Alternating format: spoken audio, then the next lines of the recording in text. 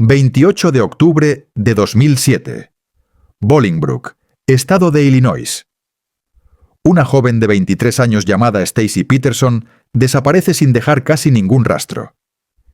Ese día tenía que encontrarse con su hermana, pero nunca llegó a la cita. Su teléfono dejó de sonar, la casa quedó vacía. Sus familiares sintieron de inmediato que algo andaba mal.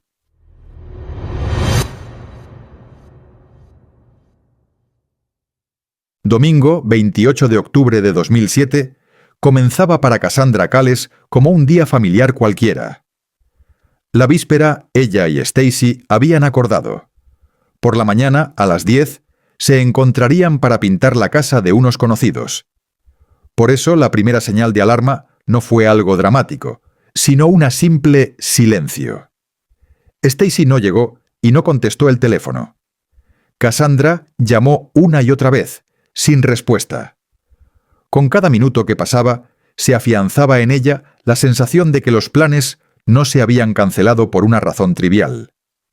Más tarde diría que, por dentro, sabía que algo había pasado, y que llamó durante todo el día sin lograr comunicarse. Al anochecer, la espera se convirtió en acción. Cerca de las 23 horas, Cassandra fue a la casa de su hermana en Fish and Chase Court, en Bolingbrook. Uno de los niños abrió la puerta. En la casa no estaba ni Stacy ni su esposo Drew Peterson. El niño le dijo a su tía que por la mañana sus padres habían tenido una gran pelea y que mamá se había ido. Ese fue el momento en que la inquietud familiar se transformó en certeza. Stacy había desaparecido en circunstancias sospechosas. A partir de ahí, los hechos se desarrollaron al ritmo oficial de los servicios de emergencia. En las primeras horas del lunes, 29 de octubre, Cassandra denunció formalmente la desaparición de su hermana ante la policía de Illinois. Algunas fuentes señalan que lo hizo alrededor de las 4 de la madrugada. Al mismo tiempo consta que aproximadamente a las 2:30 de la noche, la policía de Bolingbrook ya había llamado a Drew Peterson para notificarle la denuncia. En cualquier caso, fue esa noche la que marcó el inicio de la búsqueda oficial. Prácticamente de inmediato surgió un detalle que aumentó la alarma. El coche de Stacy, un Pontiac morado de 2 puertas, año 2002, no estaba en la casa. Poco después lo encontraron en el estacionamiento del pequeño aeródromo Clow International Airport, a solo unos cientos de metros de su calle. Drew afirmaba que Stacy supuestamente había dejado allí el vehículo y que se había ido con otro, llamándole alrededor de las 9 de la noche. Pero desde ese momento no volvió a llamar ni a escribirle a nadie. Para sus seres queridos, el hecho de su desaparición y el repentino silencio en el teléfono fue decisivo. Stacy no podía simplemente desvanecerse, dejando a sus hijos y sin avisar a su hermana.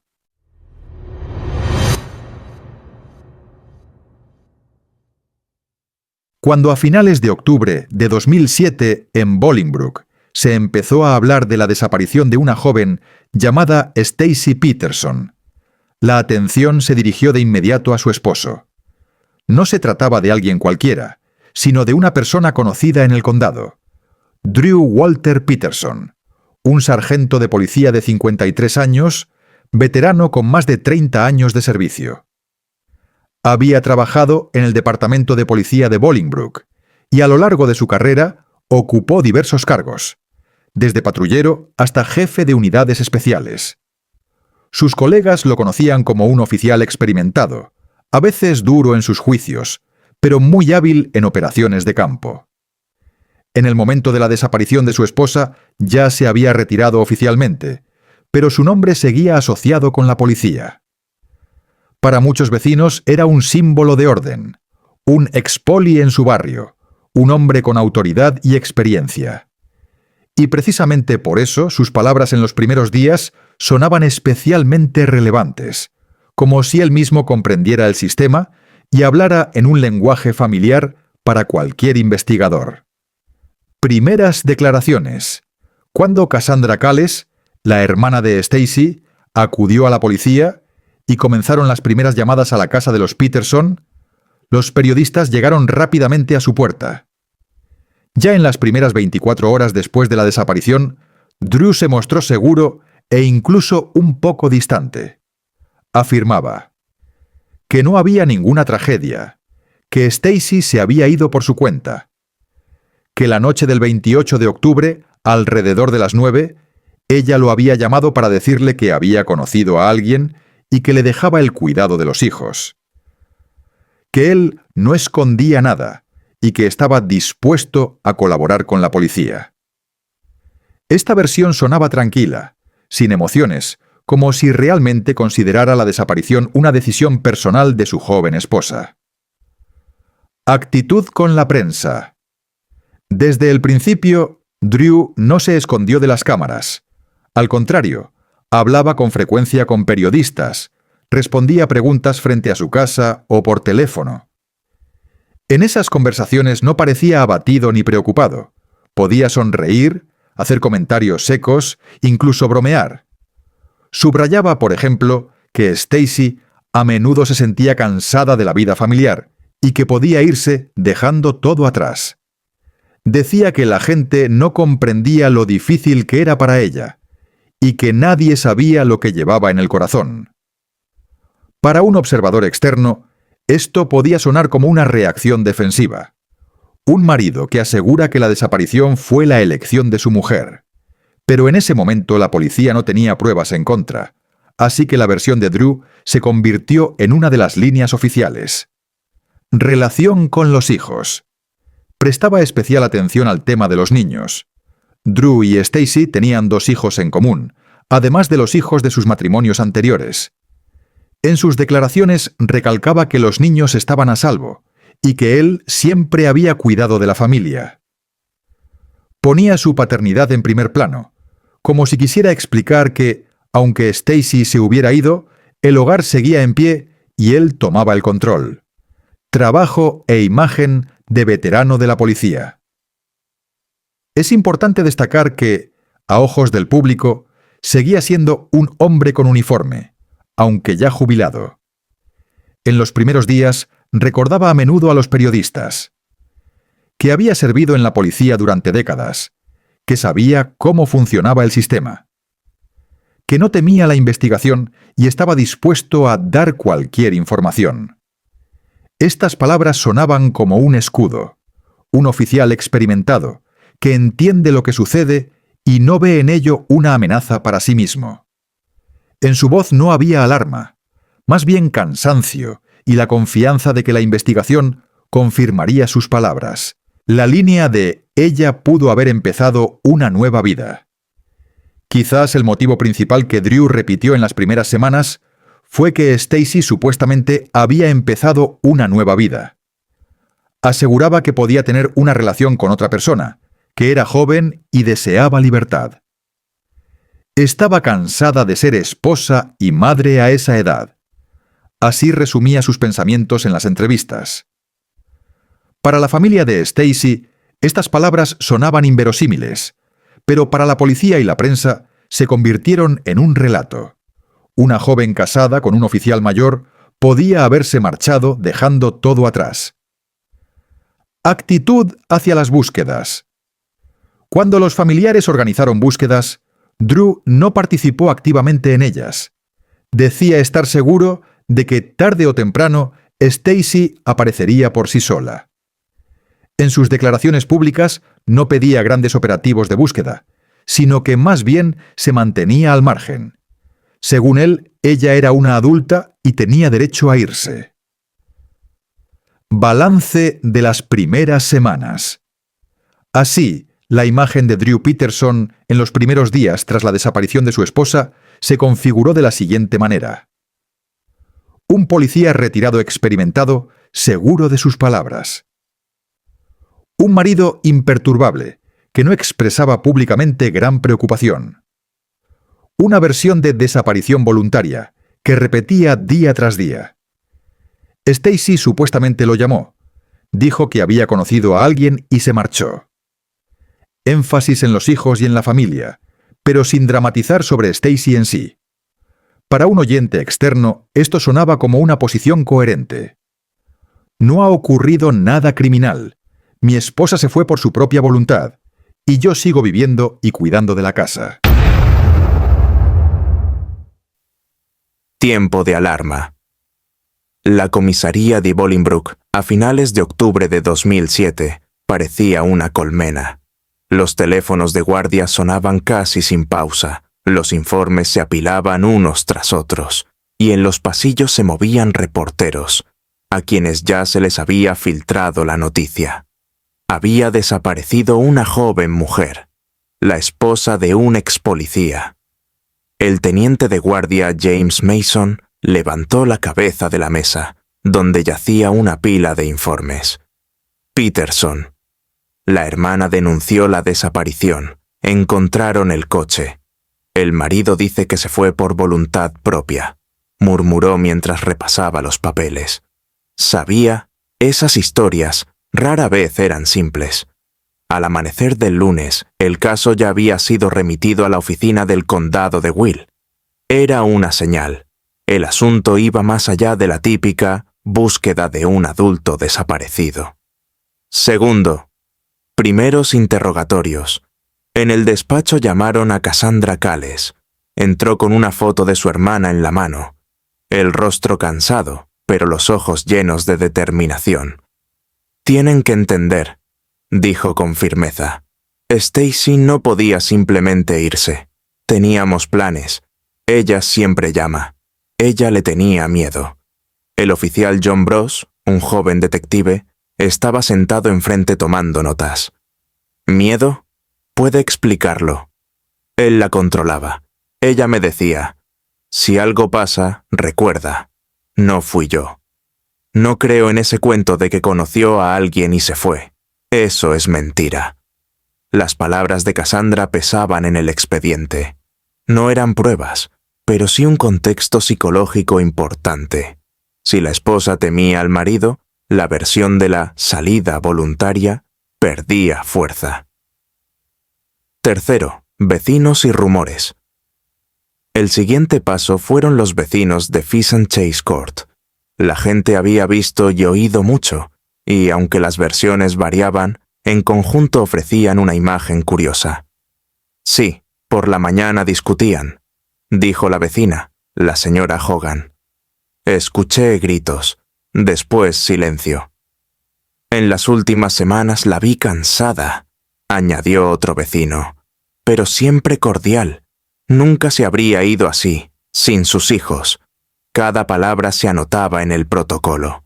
Los investigadores sabían. Los testimonios son subjetivos, pero cuando varios coinciden en la discusión, eso ya abre una línea a investigar. 4. El marido bajo la lupa. Cuando invitaron a Drew Peterson a la comisaría, entró seguro, con una ligera sonrisa. Sargento retirado, casi 30 años de servicio. Sabía cómo funcionaban los interrogatorios y no parecía asustado. «Drew, ¿dónde estuvo el domingo por la mañana?» «En casa. Discutimos un poco. Luego hice mis cosas. Por la noche, alrededor de las 9, Stacy me llamó y dijo que había conocido a alguien. Decidió irse. Me sorprendió, pero ¿qué podía hacer? Es una mujer adulta. Hablaba tranquilo, sin emociones. Para un investigador novato sonaba convincente, pero los oficiales con experiencia se miraban entre sí. En su voz se notaba la seguridad de alguien acostumbrado a controlar la situación. ¿Dejó a los niños? Sí, dijo, cuida de ellos. ¿Y no intentó averiguar a dónde fue? Es una adulta, su elección. Así quedó registrada como la versión oficial del marido. 5. Rastros y callejones sin salida. Mientras tanto, otros equipos de oficiales se ocupaban de la búsqueda. El coche en el aeropuerto era una pista importante, pero allí no hallaron nada sospechoso. Ni señales de lucha, ni huellas extrañas, ni objetos olvidados. El registro en la casa de los Peterson tampoco dio resultados. Orden, limpieza, ni sangre ni cerraduras forzadas. Todo parecía normal, salvo por un detalle. Stacy no estaba. Un callejón sin salida, sin rastros, pero con una mujer desaparecida. 6. registros telefónicos. Los investigadores pidieron la lista de llamadas. La última desde el teléfono de Stacy fue realmente en la noche del 28 de octubre. Pero a quién llamó exactamente requería verificación. Los registros de la operadora prometían aclarar más, pero hacía falta tiempo. Y el tiempo en estos casos es un enemigo. Cada día sin resultados reducía la esperanza de hallarla con vida. 7. Una atmósfera de presión. Para ese momento, el pueblo vivía en tensión. Los periodistas montaban guardia frente a la casa de los Peterson. Los vecinos comentaban rumores y los voluntarios pegaban carteles con la foto de Stacy. Para la policía esto significaba una cosa: el caso había alcanzado el nivel de presión pública. Cada error de los investigadores se discutía en las noticias. Cada pausa se percibía como un fallo. El teniente Mason reunió al grupo de detectives y dijo: «Tenemos que profundizar más. La casa, el coche, los vecinos, no es suficiente. Hay que mirar más allá. ¿Con quién estaba en contacto? ¿A quién llamó? ¿Qué planes tenía?». Así, la investigación comenzó a expandirse, de la familia y vecinos hacia amigos, colegas y conocidos. 8. Contradicciones. En los primeros días ya eran visibles contradicciones. Los vecinos hablaban de una fuerte discusión por la mañana. El marido afirmaba que ella se fue por la noche tras llamarlo por teléfono. Los hijos contaban a su tía que mamá se fue después de la pelea. Las líneas no coincidían, y precisamente eso hacía que los investigadores no dejaran el caso y ampliaran la pesquisa. 9. Primeras dudas internas. En los despachos cerrados, los oficiales empezaban a discutir. «Parece una salida voluntaria. Él es sargento de policía. Sabe lo que dice», comentó uno de los detectives. «Demasiado pulido», respondió Mason. «Demasiado tranquilo. Una mujer no deja a sus hijos así. No lo creo». Esas dudas internas aún no eran la posición oficial, pero eran las que empujaban al grupo a seguir adelante y buscar más. 10. El inicio de un círculo más amplio. Al final de la primera semana el expediente del caso Peterson había triplicado su tamaño. Contenía testimonios de vecinos sobre la pelea, palabras del marido sobre la llamada nocturna, declaraciones de Cassandra sobre los miedos de su hermana, silencio del teléfono y un coche vacío. Los investigadores entendían, faltaban pruebas, pero el rompecabezas empezaba a formarse, y entonces dieron el siguiente paso: fijarse en el pasado de la familia. Allí, en el archivo, estaba la carpeta del caso de Kathleen Savio, la tercera esposa de Drew. Y fue precisamente abrir esa carpeta lo que cambiaría toda la investigación.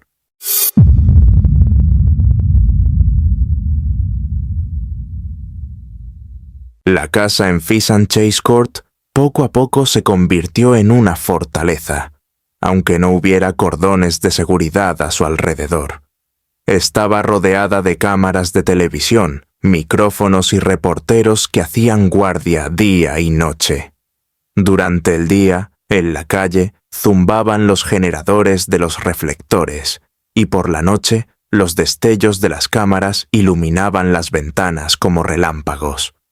Los vecinos ya se habían acostumbrado a aquel espectáculo, pero aún así murmuraban entre ellos, observando lo que sucedía. «Mira, otra vez está dando entrevistas. ¿Cómo puede sonreír con tanta calma?».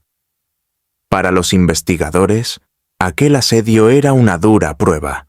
Cualquier movimiento del grupo operativo podía aparecer en las noticias de la noche. Cualquier frase casual lanzada al pasar se convertía en un titular. El propio Drew Peterson parecía sentirse en ese ambiente como en casa. salía a hablar con los reporteros en un suéter deportivo, con una taza de café en la mano, y declaraba tranquilamente: «Señoras y señores, ¿por qué buscan siempre una sensación? Mi esposa se fue por su propia voluntad. ¿Ayer llamó? Sí, llamó. Dijo que había conocido a alguien. Es así de simple». Podía soltar una broma, sonreír, encogerse de hombros, y las cámaras captaban de inmediato aquella seguridad. Frente a la familia agotada de Stacy, su calma resultaba casi provocadora. Para los investigadores era una paradoja. Los sospechosos normalmente evitan a la prensa, pero él, al contrario, corría hacia los objetivos. En los interrogatorios se comportaba como si jugara al ajedrez. «¿Dónde estuvo esa mañana?», le preguntaban. «En casa. Pregunten a mis hijos, ellos lo confirmarán», respondía. Y los vecinos oyeron gritos. Las peleas ocurren en todas las familias. ¿Por qué no participó en las búsquedas? Porque sabía que ella volvería por su cuenta. Un adulto tiene derecho a la libertad. Sus respuestas sonaban demasiado pulidas, como réplicas aprendidas de memoria. Conocía el sistema desde dentro y lo usaba en su favor. Tras uno de los interrogatorios, el detective John Broth comentó a su colega: «Responde demasiado correctamente, como si leyera un manual». «Un manual que él mismo escribió», replicó sombrío el compañero. Mientras tanto, nuevas voces llegaban a la investigación. Amigas de Stacy decían: ella planeaba irse. Le tenía miedo. Pensaba en divorciarse. Esos testimonios se acumulaban carpeta tras carpeta, formando un caudal. Pero el problema persistía. Todo eran palabras, y palabras contra palabras rara vez bastan en un tribunal. Hacían falta hechos, pruebas, un cuerpo. Y no había cuerpo. La familia de Stacy no se rendía. Cassandra Cales organizaba búsquedas, reunía voluntarios, concedía entrevistas. En una reunión en el ayuntamiento declaró: «No permitiré que el nombre de mi hermana se convierta en una línea de archivo. Seguiremos buscando hasta encontrar la verdad». Esas palabras llegaron a las noticias y la opinión pública se puso del lado de la familia. Ahora la policía trabajaba no solo bajo la presión de los periodistas, sino también bajo la de cientos de personas dispuestas a salir al campo y a los bosques. Así se formó un extraño equilibrio. De un lado, la familia, la prensa y la sociedad exigiendo respuestas. Del otro, el exsargento de policía que repetía con seguridad que su esposa se había ido sola. Y en medio, los investigadores, que sentían que en aquella historia había demasiados puntos oscuros, pero que todavía no tenían manera de probarlo. Cada nuevo día parecía una partida de póker. Drew apostaba por la seguridad y la apertura, la investigación por la paciencia y la acumulación de pruebas, la familia por la esperanza y las búsquedas. A finales de 2007 parecía que el caso estaba estancado. Las búsquedas no habían dado resultado, el cuerpo no aparecía y en la prensa empezaban a escucharse dudas. ¿Y si de verdad se fue? Pero en los despachos de los investigadores, el trabajo hervía. La pericia en el caso de Kathleen Savio ya había demostrado que fue un asesinato, y aunque se trataba de otra historia, precisamente esa debía convertirse en la clave. El fiscal del condado dijo a su equipo: «Tenemos que estar preparados. Cuando se abra este candado, no habrá tiempo para reflexionar». Y todos entendían que lo que venía era un enfrentamiento decisivo. En la primavera de 2009, en el edificio del Tribunal del Condado de Will, reinaba una tensión especial. Los pasillos estaban abarrotados de periodistas, las cámaras listas para grabar. Los teléfonos de los reporteros no dejaban de sonar porque todos sabían que estaba a punto de ocurrir un acontecimiento esperado durante casi 2 años. Cuando el fiscal salió al estrado y comenzó a leer la declaración, la sala quedó en silencio. Su voz sonó dura y sin pausas. Según los resultados de una nueva pericia, la muerte de Kathleen Savio fue reconocida como homicidio, y su exmarido, el exsargento de policía Drew Peterson, fue acusado de este crimen. Unas horas más tarde, coches de policía llegaron a la casa en Fish and Chase Court. Los reporteros que hacían guardia allí se precipitaron hacia el lugar, enfocando las cámaras en el porche. Drew salió por sí mismo, sin resistencia, con la misma sonrisa tranquila e irónica en el rostro. «Bueno, chicos, pensé que este día llegaría algún día», dijo y extendió las manos. Las esposas se cerraron con un chasquido, y ese momento apareció en los noticieros de la tarde, convirtiéndose en símbolo del sonado caso. Comenzó el juicio. El proceso se prolongó durante 3 largos años y se transformó en una auténtica batalla entre la acusación y la defensa. Los fiscales insistían en que la muerte de Kathleen Savio no podía haber sido accidental, que las circunstancias de su fallecimiento indicaban un carácter violento, y que la desaparición de la cuarta esposa aumentaba las sospechas y confirmaba el patrón de comportamiento del acusado. Presentaron testigos, amigas de Stacy, que aseguraron que ella temía a su marido y planeaba dejarlo. Leían en voz alta sus palabras, que si algo le pasaba, no sería un accidente. La defensa respondía en el mismo tono. No había pruebas directas. El cuerpo de Stacy nunca apareció. La acusación se basaba en emociones y conjeturas, no en hechos, y no se podía condenar a un hombre solo por coincidencias. En la sala de audiencias reinaba un silencio pesado. Cada palabra sonaba como un golpe. Cada testimonio añadía más peso. En el banquillo, Drew mantenía la misma máscara de calma. A veces sonreía, a veces intercambiaba comentarios con sus abogados, como si lo que ocurría no le concerniera. Los periodistas captaban cada gesto, y los periódicos escribían: «El caso más sonado de la década en Illinois». Para el público, el proceso se convirtió en un espectáculo, pero para la familia de Stacy fue un tormento.